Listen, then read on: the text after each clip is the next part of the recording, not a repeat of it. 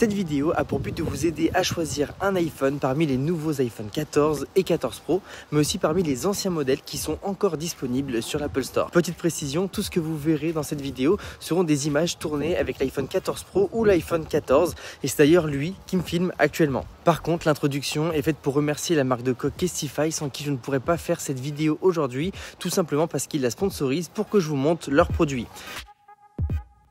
Ils ont évidemment toutes les coques de tous les iPhone 14 et au moment de faire notre choix, on peut personnaliser le produit, ce qui est super cool. Et évidemment, la personnalisation passe par différents points, comme par exemple le niveau de résistance qui va faire varier l'épaisseur de la coque et également les couleurs qui pourront comme ça vous apporter une coque qui sera 100% unique avec en plus des designs qui sont généralement très stylés. Et ce qui est super intéressant, c'est que c'est des coques de super bonne qualité qui vous dureront bien plus longtemps que le téléphone, vous pouvez me croire. En plus de ça, les coques sont en grande partie recyclées. Bref, pour ceux qui sont intéressés, je vous mets le lien dans la description qui vous permettra d'avoir 15% de réduction et nous, on va s'occuper de notre comparatif.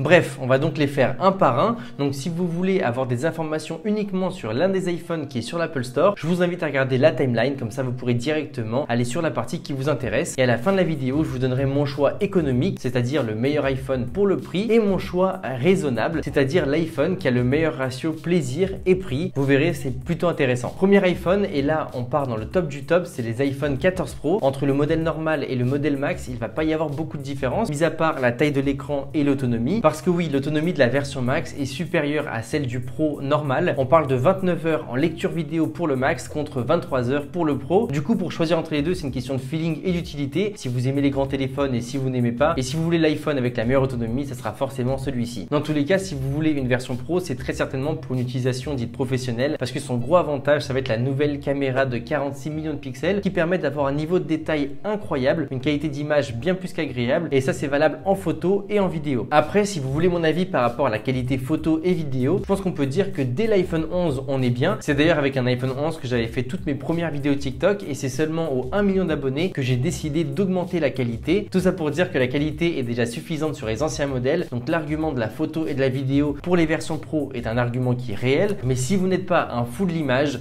je vous conseille pas forcément de le prendre. Le Pro va aussi avoir la puce A16 Bionic, ce qui en fait le téléphone le plus puissant de chez Apple. Concrètement, ça veut dire plus de longévité, donc il va certainement avoir une année ou 2 années de plus de mise à jour que les autres iPhones. Et par rapport aux performances, oui, il y a une plus-value, mais encore une fois, c'est pour des besoins de niche et pour une utilisation au quotidien, voire même une utilisation gaming, je pense que la puce A13 est plus que suffisante. L'autre petite nouveauté, c'est le Dynamic Island. En gros, c'est la nouvelle encoche de l'iPhone qui permet de fusionner le logiciel et le matériel. Apple a en fait réussi à partir de la contrainte d'avoir Face ID et la caméra avant pour créer quelque chose de dynamique qui permet de nous présenter notre musique, nos appels en cours et toutes les autres notifications sans nous interrompre sur ce qu'on est en train de faire. Donc oui, ils sont très forts. Après, est-ce que ça marche? Oui. Est-ce que c'est utile? Oui. Est-ce que ça vaut le coup de payer plus pour l'avoir? Pas forcément, c'est juste un petit truc fun et esthétique comme ce qu'on peut avoir sur le Nothing Phone One. Même si c'est très bien intégré et que les animations sont très bien faites, je ne pense pas que ça soit l'argument qui mérite de faire oublier les autres iPhones. On peut aussi parler du mode Always On Display de l'iPhone 14 Pro qui permet tout simplement d'avoir notre écran qui est constamment allumé. C'est le tout premier iPhone avec cette fonctionnalité là et je trouve que c'est le meilleur Always On Display que je n'ai jamais essayé pour plein de raisons différentes, et je développerai ça dans ma vidéo de test de l'iPhone 14 Pro. Donc oui, c'est une très bonne fonctionnalité, mais encore une fois, c'est pas révolutionnaire. Alors, pour qui est cet iPhone 14 Pro? À mes yeux, il est fait pour les créateurs comme moi par exemple, parce que je vais utiliser mon téléphone et la caméra de mon téléphone quasiment tout le temps, et dans mon cas, j'ai vraiment besoin d'avoir la meilleure qualité photo et vidéo, et à ce niveau-là, l'iPhone est au-dessus de la concurrence, il n'y a rien à dire. Il va aussi être pour toutes les personnes qui ont de l'argent et qui ont envie de se prendre le meilleur iPhone possible, parce que oui, on peut dire ce qu'on veut, mais l'iPhone 14 Pro est juste l'un des meilleurs smartphones au monde, si ce n'est le meilleur. Tout est parfait sur ce smartphone, que ce soit le design premium, l'écran, l'autonomie, la caméra. Honnêtement, il y a zéro défaut.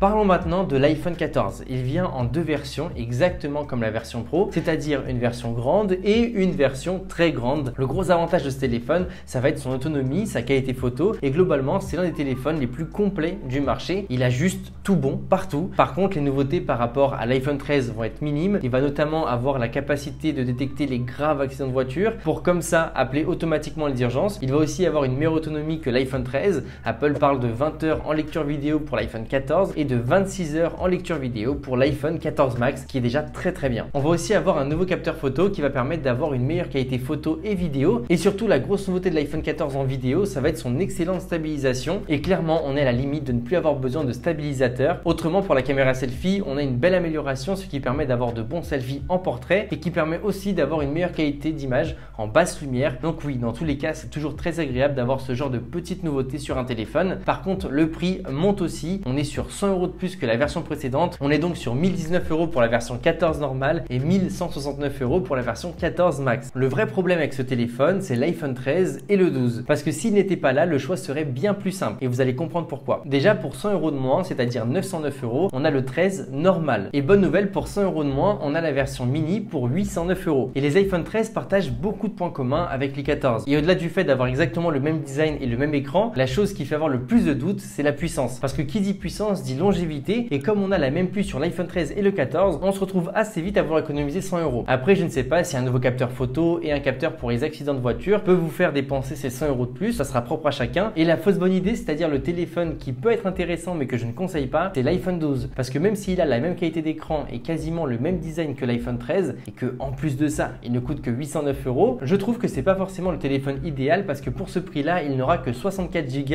et honnêtement, en 2022-2023, ça va être vraiment trop peu. Donc il faut prendre au minimum la version 128, et dans ce cas-là, on est sur 50 € de différence avec l'iPhone 13, alors que pour le coup, l'iPhone 13 a une bien meilleure qualité photo, il a une puce bien plus puissante, et surtout, il garantit au moins une mise à jour ou deux de plus que le 12, ce qui n'est pas négligeable. Et en plus, il a même une encoche un tout petit peu plus petite. Ça reste toujours agréable. Pour terminer, on a l'iPhone SE qui est l'iPhone le moins cher de chez Apple. C'est en gros un iPhone 8 avec la puce A15. Donc on se retrouve avec la même puissance que l'iPhone 13 mais dans le corps d'un iPhone 8. Par contre, il coûte 660 €. Donc si vous voulez mon avis, c'est un téléphone qui est parfait pour des personnes qui veulent découvrir Apple ou pour des personnes qui sont un peu plus âgées par exemple. Mais je ne sais pas si c'est la meilleure solution pour faire des économies. Parce que comme vous l'avez vu, on a uniquement parlé des téléphones qui étaient disponibles sur l'Apple Store. Mais il y a plein d'autres vendeurs sérieux comme par exemple Boulanger, la Fnac, Darty, etc. Et dans ces revendeurs, on peut retrouver d'autres smartphones qu'on ne retrouve plus sur le site d'Apple. Et comme promis, je vais vous donner mon choix économique et aussi mon choix plaisir, mais avec un prix toujours un peu condensé. L'iPhone qui est pour moi le plus intéressant pour le prix est l'iPhone 11. C'est un téléphone avec une énorme batterie, un écran suffisamment grand, une bonne qualité photo et vidéo, et surtout sa puce A13 était vraiment une révolution à sa sortie. Aujourd'hui, il est largement suffisant et je suis persuadé qu'il aura encore au minimum 4 ans de mise à jour. Par contre, pour toutes les personnes qui pensent à un iPhone XS ou un iPhone X, je ne le recommande pas forcément parce qu'il y a vraiment une grosse différence de puissance, ce qui se traduit par moins de mise à jour, à savoir que l'iPhone 11 se trouve des 350 voire 400 €. Donc à ce niveau-là, on est sur un bon deal. Et si vous avez un petit peu plus de budget et que vous voulez vous faire plaisir sans non plus vous ruiner, je vous recommande l'iPhone 12 Pro et l'iPhone 12 Pro Max. Déjà parce qu'ils sont super puissants et surtout parce qu'ils vont tenir dans le temps. En plus, on a le dernier design qui fait plaisir. On a 3 capteurs photo qui permettent de faire d'excellentes photos et vidéos. Et pour avoir eu l'iPhone 12 Pro Max il y a de ça encore un mois, je peux vous dire que c'est un vrai régal à utiliser au quotidien. On peut retrouver l'iPhone 12 Pro Max à partir de 700 € sur Certideal, ce qui veut dire que c'est moins cher que l'iPhone 12 normal sur le site d'Apple. Et honnêtement, je pense que c'est un achat malin. En tout cas les amis, j'espère que vous aurez aimé cette vidéo guide d'achat. Si vous êtes d'accord ou pas d'accord avec moi, n'hésitez pas à me le dire dans les commentaires, histoire qu'on puisse débattre ensemble. Nous on se dit à très bientôt. Salut à tous, c'était André Martin.